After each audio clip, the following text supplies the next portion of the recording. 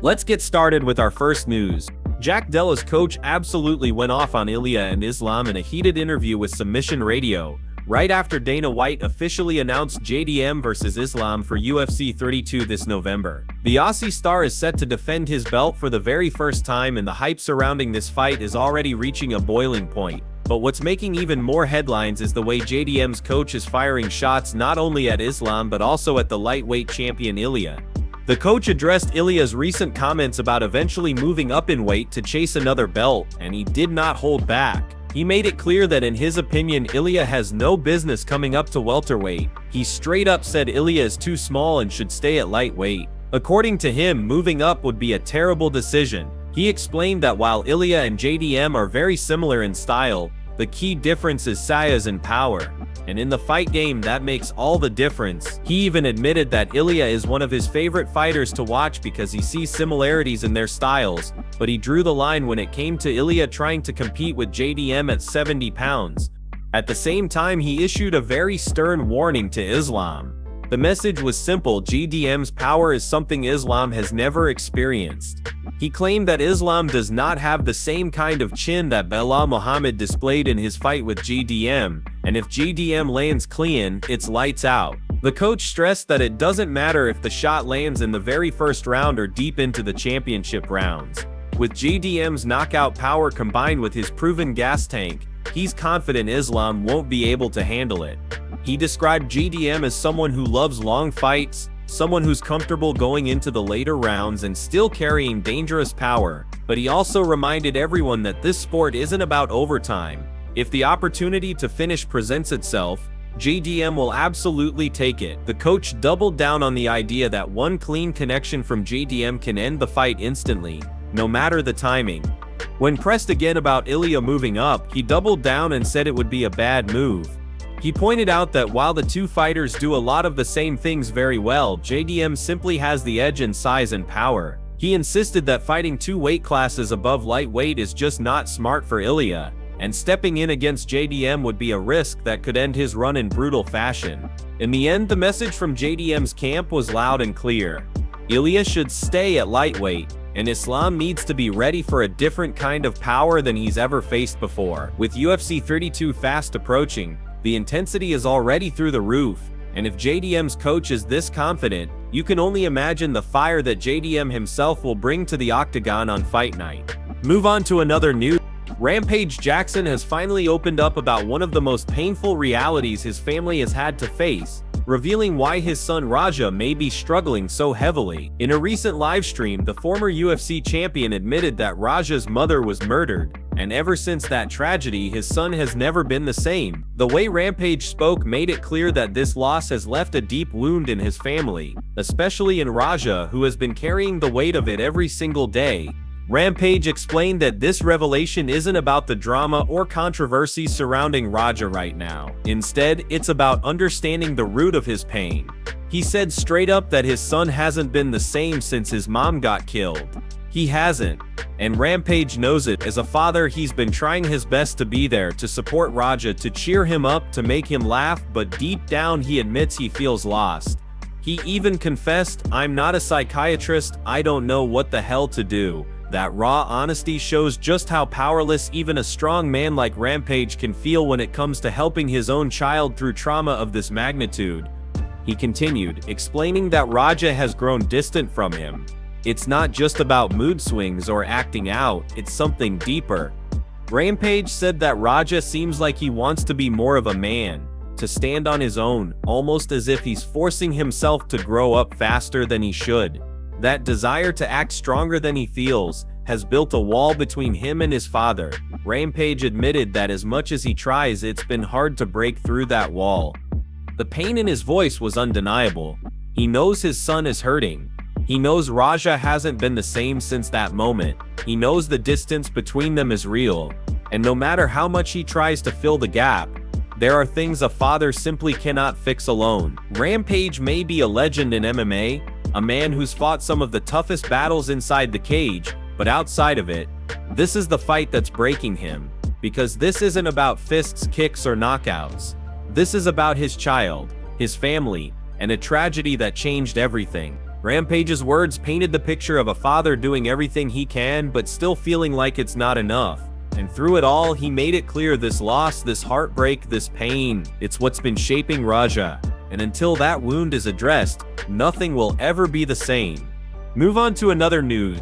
Merab is once again making headlines, and this time he's not mincing words. Just weeks before stepping back into the octagon for another massive title defense, he's sending a very strong message about unfinished business. When speaking about Umar, the reigning champ made it clear that the hype surrounding him was fueled largely because of his cousin Khabib, and that made their fight feel personal from the very beginning. Merab felt disrespected going in, and now he's letting everyone know that if a rematch ever happens, there will be no mercy. His words were sharp: if they fight again, he promises to destroy Umar without hesitation. Looking ahead, Merab's immediate focus is on his next challenge, Corey Sandhagen. That fight is just around the corner, and fans are already calling it one of the most highest stakes matchups of the year. If Merab gets past Corey, the likely scenario is a title defense against the winner of Umar versus Mario Bautista, a fight that was officially announced today. What makes this storyline so intriguing is the fact that Umar remains the only fighter who has given Merab a truly competitive test during his reign. Against everyone else, Merab has shown nothing but absolute domination, but when it came to Umar, the fight was close, even though Merab still walked away with the victory on the scorecards. In his recent comments, Merab didn't hold back. He recalled how after their fight, Umar pointed at him while he was holding the belt and said things that Merab found completely disrespectful. He described the moment as stupid, and admitted it stuck with him. He explained that if Umar earns another title shot, then he's ready. But this time it would be different. This time Merab says he won't just beat him, he will beat the shadow out of him. He repeated his vow that if the rematch happens, Umar won't just lose, he'll be destroyed.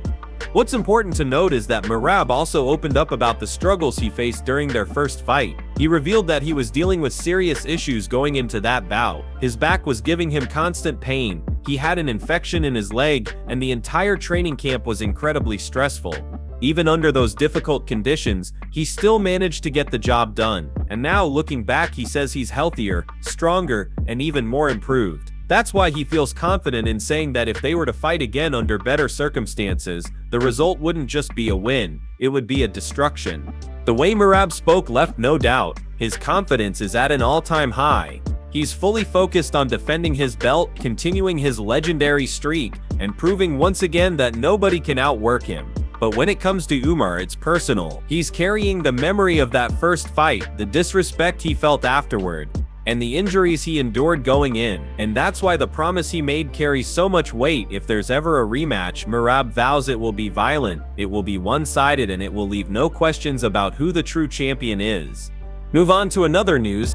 Raja Jackson, the 25-year-old son of former UFC champion Rampage Jackson, has officially been arrested and charged with felony assault after a shocking incident at a wrestling event in Los Angeles. According to reports from Louisiana First News, Raja is now facing the possibility of up to 4 years in prison following what unfolded on August 23rd during a live-streamed match. The situation spiraled out of control when Raja stormed the ring and repeatedly struck wrestler Stuart Smith while he was already down. Smith, a U.S. Army veteran, was left hospitalized in stable but serious condition, and the footage immediately went viral, flooding both the wrestling and MMA communities with reactions.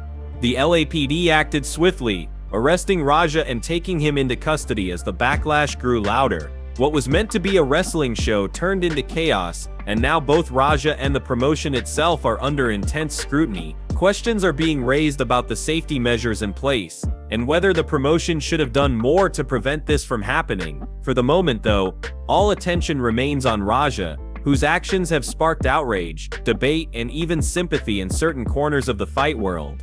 Reactions have been mixed. Sean Strickland weighed in, suggesting that what Raja truly needs is rehabilitation rather than punishment. In his words, the issue isn't just about a violent outburst in the ring, but something deeper, something rooted in struggles that need to be addressed before they spiral further out of control. On the other hand, veterans like Matt Brown emphasized accountability, insisting that regardless of his personal struggles, Raja's actions were unacceptable and dangerous. Former UFC fighters turned analysts also gave their takes. Paul Felder pointed out that Raja's actions seemed to stem from something much darker than just the incident itself. He described what happened as the result of internal demons, a deeper battle that Raja is clearly fighting. He said that the video showed how Raja was being influenced, perhaps even egged on by people online, and that he looked like someone struggling with something beyond the moment. Felder admitted that while the beating itself was brutal, the real issue comes from what's happening inside Raja's mind, and that needs to be addressed before anything else.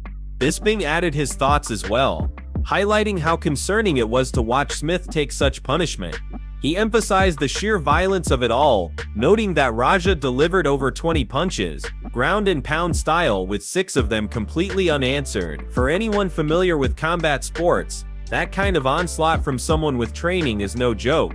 Bisping called it disturbing to see, especially because it wasn't inside an MMA cage or under any professional rules. It was completely uncontrolled. The wrestling promotion is now facing its own criticism, with fans and insiders questioning how such a serious breach of safety could take place. Was it preventable? Should there have been tighter security? These are the conversations happening as the story continues to dominate headlines. For Rampage Jackson, this is a nightmare. Widely respected as a legend in the fight game, he now finds himself in the painful position of watching his son's mistakes play out on the world stage.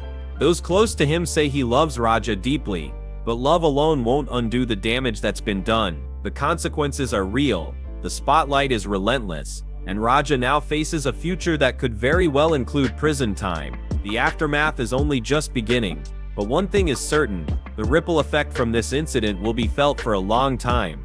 Move on to another news.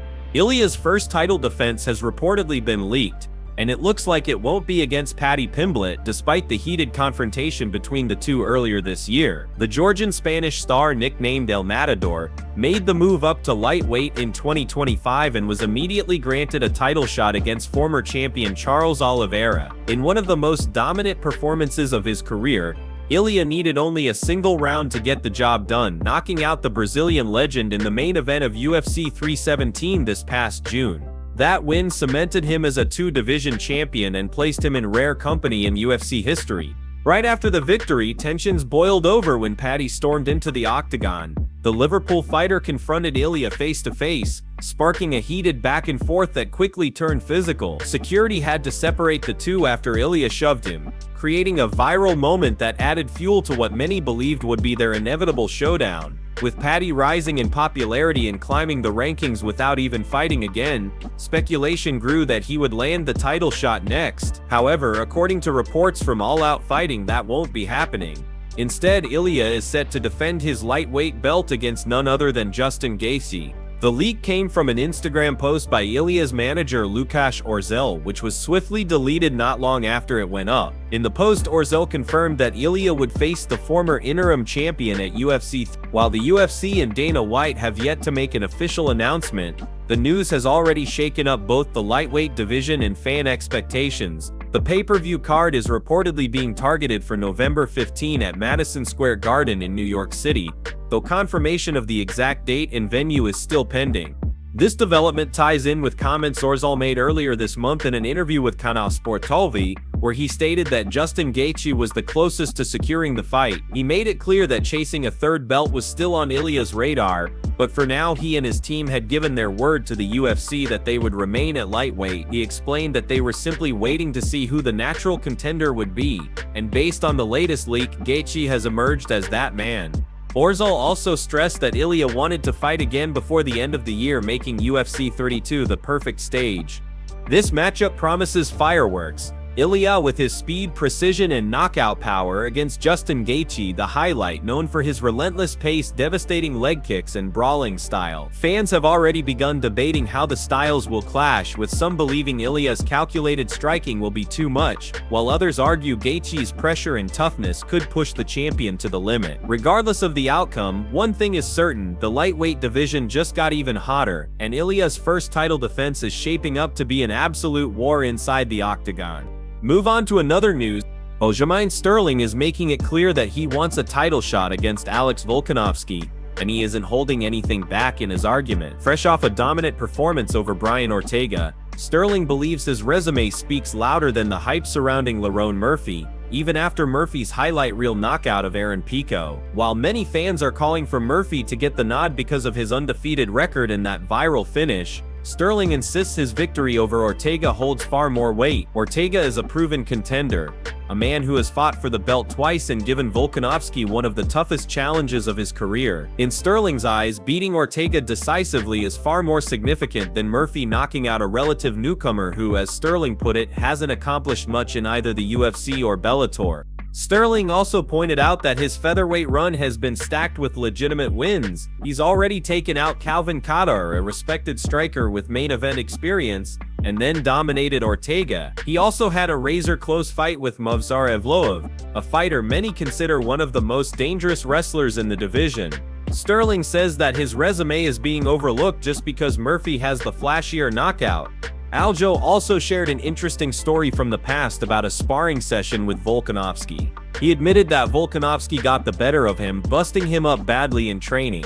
He also pushed back against critics who tried to discredit his win over Ortega, saying people need to recognize how tough Ortega is.